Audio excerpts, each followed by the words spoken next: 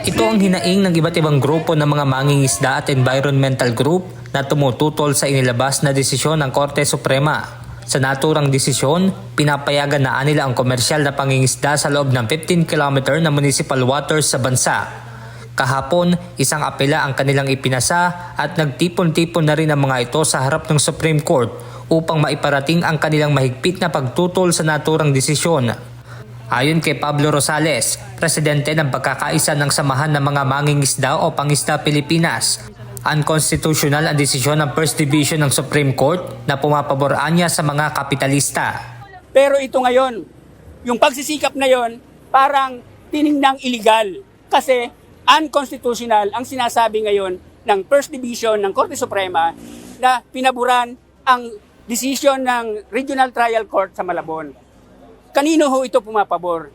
Sino ang pinapanigan ng ganitong mga desisyon? Yung iilang kapitalista na nagpayaman na.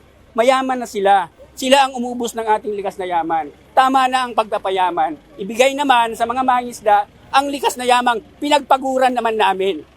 Para kay Attorney Michael De Castro, abogado ng mga petitioner, dapat muling pag-usapan na naturang Fisheries Code. Nababanggit ng Section 16, Section 17 at Section 18 ng Fisheries Code rin ang mga farm sea pero wala rin kahit isang farm sea.